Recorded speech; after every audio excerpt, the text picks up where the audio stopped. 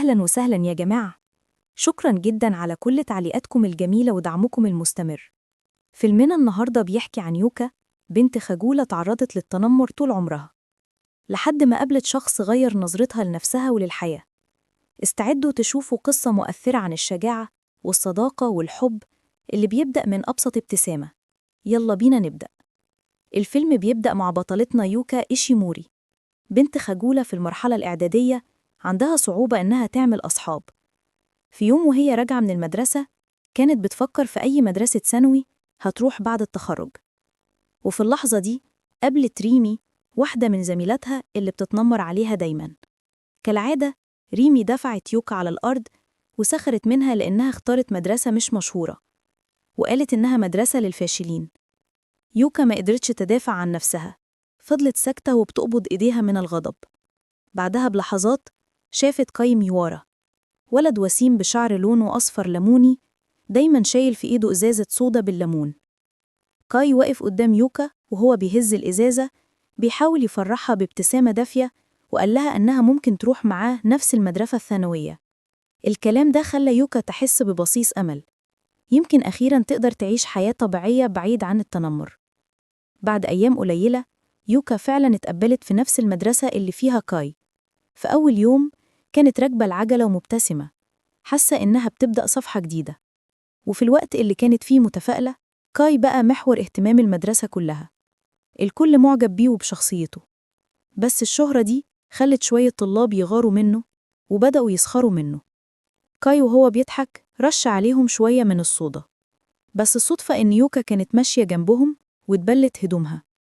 وقتها كاي اتفاجأ إنه شافها في نفس المدرسة. مع مرور الأيام يوكا بدأت تفتح على نفسها شوية، تتكلم مع زملائها وتحاول تبدأ حياة جديدة.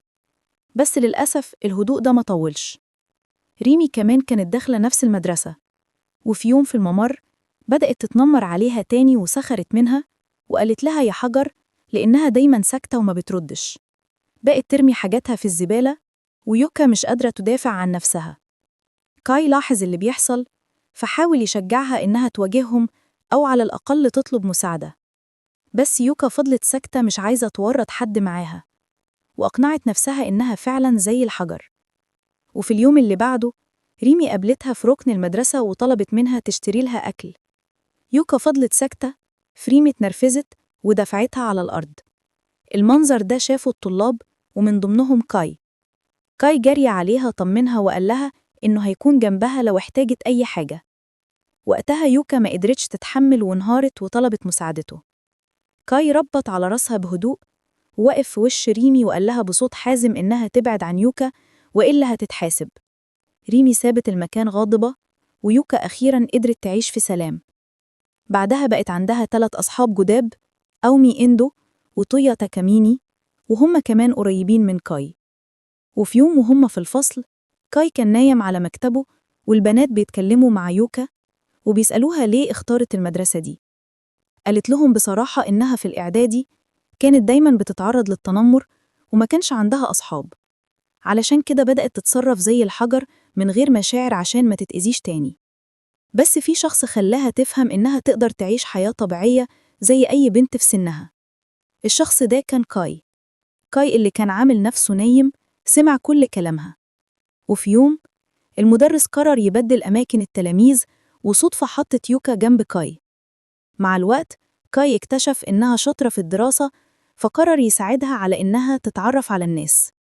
في الحصة قال بصوت عالي اللي هيبقى صاحب يوكا درجاته هتزيد. الطلبة صدقوا وبدأوا يتقربوا منها. ومن اليوم ده يوكا ما بقتش لوحدها. كاي كان دايما جنبها وزمايلها بقوا يسلموا عليها كل يوم. بس تويا بدأ يشك إن كاي عنده مشاعر خاصة ناحية يوكا، وكاي كان بينكر. ورغم طيبته هو كمان كان مخبي سر كبير.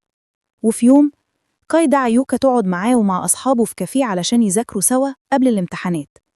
وبينما كانوا قاعدين دخلت سيرينا وهي حبيبته القديمة مع 2 من صحباتها.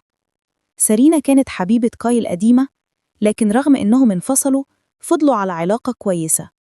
بس الجو توتر بسرعة لما واحدة من صحبات سيرينا اتريقت على يوكا وقالت إنها ما تستحقش تقعد جنب كاي. سيرينا كانت غاظت جدا من كلام صاحبتها، ومدت إيدها على الكوباية ورمت المية عليها. بعدها راحت ليوكا واعتذرت لها بصدق على تصرف صاحبتها. تاني يوم على سطح المدرسة سيرينا لقت نفسها محاطة بنفس البنات اللي كانوا معاها. طلبوا منها تعتذر لهم لأنهم حرجوهم في الكافيه، بس هي رفضت لأنها حست إنها ما عملتش حاجة غلط. رفضها ده خلاها يتنرفزوا، وواحدة كانت هتضربها. في اللحظة دي يوكا كانت معدية وشافت اللي بيحصل بالصدفة. من غير تفكير دخلت تدافع عن سيرينا علشان تردلها الجميل، والحسن الحظ كاي وصل في الوقت المناسب وواقف هو كمان جنب يوكا يدافع عن سيرينا. البنات خافوا ومشيوا، وهم واقفين على السطح يوكا لاحظت القرب بين كاي وسيرينا وما قدرتش تمنع نفسها من التفكير إن كاي لسه بيهتم بيها. بدأت تحس بعدم ثقة في نفسها وحست إنها عمرها ما هتقدر تقارن بجمال وثقة سيرينا. في يوم كانت يوكا قاعدة مع سيرينا وأومي بيتكلموا، وساعتها عرفت يوكا إزاي سيرينا وكاي اتقابلوا أول مرة وهم في الإعدادي.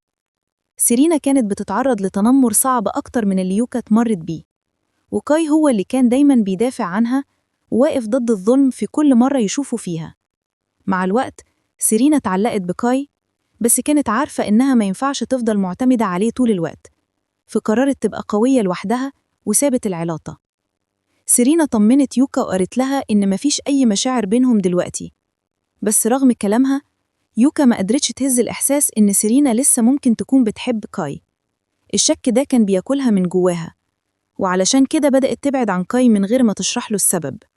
لكن كاي ما استسلمش وكان دايماً بيحاول يكلمها. في يوم من أيام مهرجان المدرسة اتقابلوا صدفة.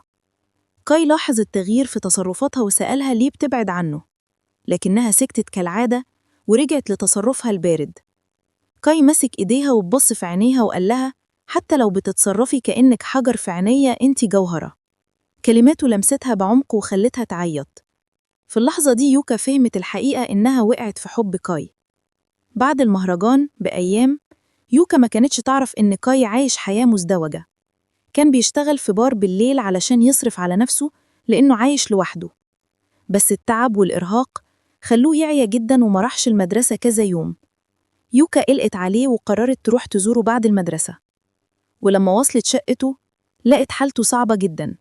حرارته كانت عالية جدا وشكله مرهق ومريض، ومن غير تردد يوكا اعتنت بيه. عملت له شوية شوربة رز وقعدت جنبه لحد ما فاق.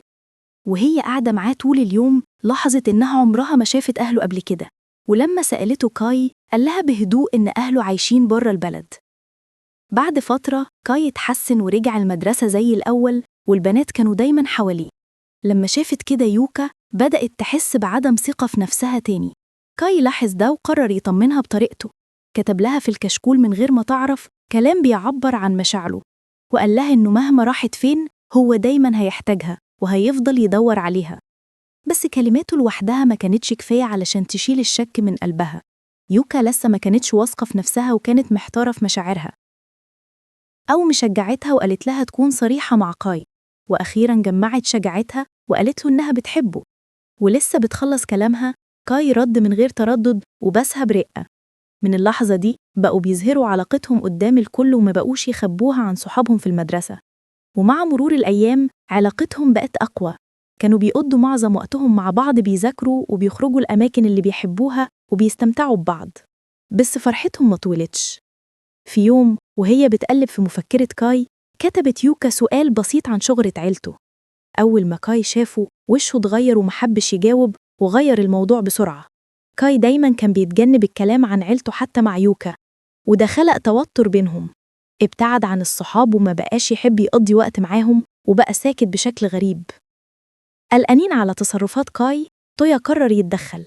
راح عند يوكا وقال لها الحقيقة عن شغل كاي بالليل.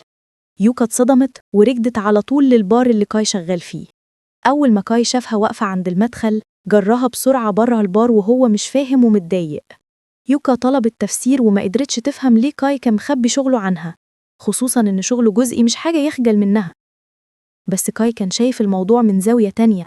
بالنسبة له البار كان جزء من الحياة الليلية وعالم مش مناسب لحد زي يوكا. الاختلاف ده خلق مسافة بينهم. كاي حاسس بالضغط من إصرار يوكا وزاد إحباطه. من غير كلام تاني لف ومشي وترك يوكا واقفة مستغربة ومجروحة. ليلة الكريسماس وصلت ويوكا كانت بتحتفل مع أصحابها، لكن لما كاي شاف صور يوكا وهي مبسوطة مع صحابها على السوشيال ميديا حاجة جواه اتغيرت. ساعتها فهم قد إيه يوكا غالية عليه، ومغلوب بمشاعره قرر ياخد قرار جريء، ساب شغله وجري يدور عليها. بس للأسف لما وصل مكان الاحتفال كانت يوكا خلاص مشيت. قدام صحابه كاي أخيراً اعتذر لهم لأنه خبى عنهم حياته الشخصية طول الفترة دي، ولما فهموا معاناته سامحوه وقالوله هي راحت فين، المكان اللي هو وهي اتقابلوا فيه لأول مرة.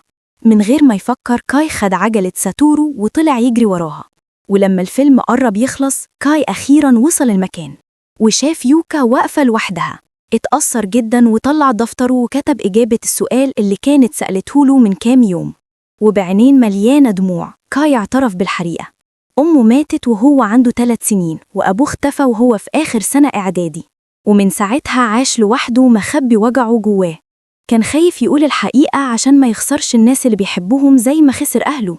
ولما يوكا سمعت الكلام ده طمنته بوعد صادق وقالت له مهما حصل أنا هفضل جنبك دايما. وكده تكون قصتنا خلصت. لو عجبك الفيديو ما تنساش تعمل لايك وتشترك في القناة عشان تشوف باقي القصص.